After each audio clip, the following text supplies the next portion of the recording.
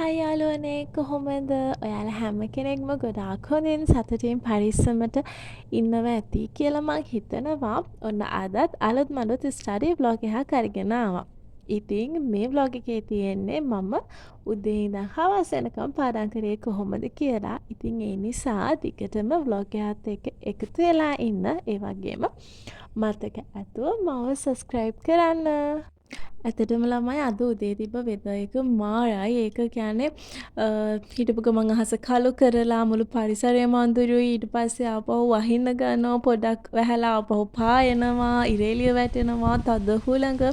ඇත්තටම මේ වෙදර් එක ඇත්තටම ඇඟට මනසට මාර සනීපයි. මම ඒකට ගොඩක් ආසයි.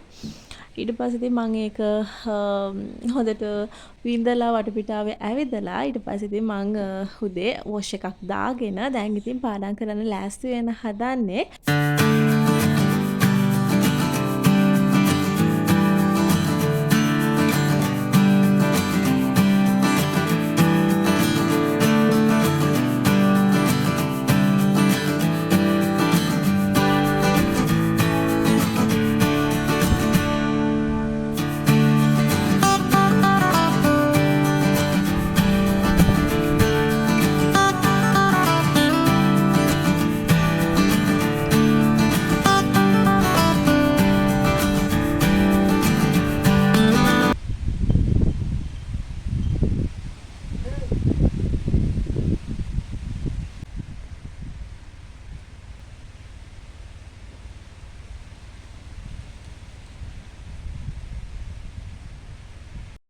හරි ළමයි එහෙනම් අපි දැන් පාඩම් කරමු.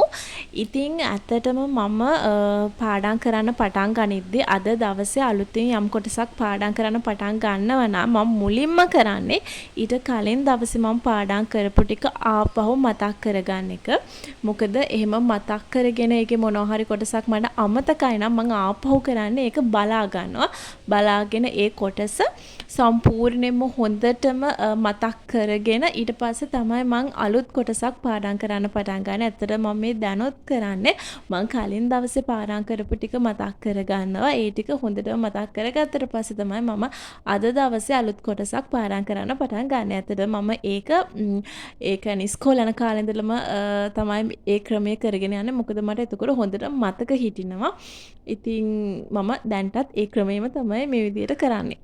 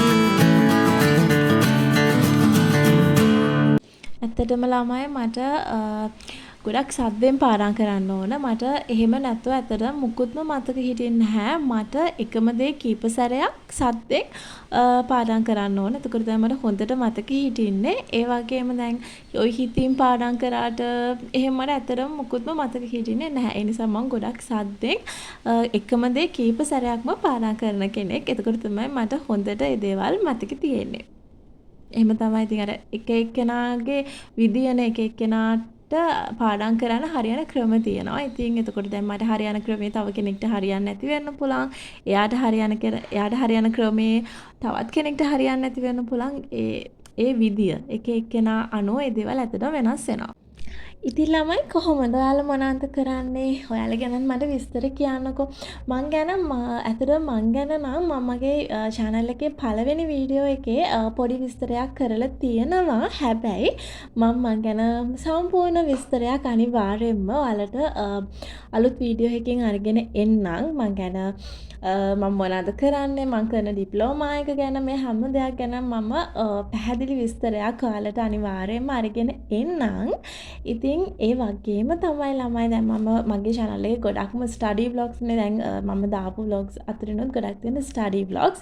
ඉතින් ඊට අමතරව මම මගේ කොණ්ඩේට මගේ සමට මේ දේවල් ආරක්ෂා කරගන්න සහ සමේ වර්ණය තවත් වැඩි කරගන්න කොණ්ඩේ වවා ගන්න කොණ්ඩේ ලස්සනට තියාගන්න සරලවම කියනවා මම මාව ලස්සනට තියාගන්න මොනවද කරන්නේ මොනවද මම පාවිච්චි කරන දේවල් කියලාත් මම අනිවාර්යයෙන්ම ඔයාලට vlog වලින් අරගෙන එන්න ළමයි මොකද ඇත්තටම මම ওই ගොඩාක්ම ක්‍රීම් වර්ගෙන් පාවිච්චි කරන කෙනෙක් නෙවෙයි විශේෂයෙන් මම ওই බ්ලීචින් ක්‍රීම් පාවිච්චි කරන කෙනෙක් නෙවෙයි මම ඇත්තටම ලස්සනට ඉන්න මගේ ලස්සන පවත්වාගෙන යන්න ඒ ලස්සන තවත් වැඩි දියුණු කරගන්න මම ගොඩාක්ම පාවිච්චි කරන්නේ ස්වභාවික දේවල්. ඉතින් මම ඒ පාවිච්චි කරන දේවල් වලින් ඇත්තටම මට හොඳ ප්‍රතිඵල තියෙනවා.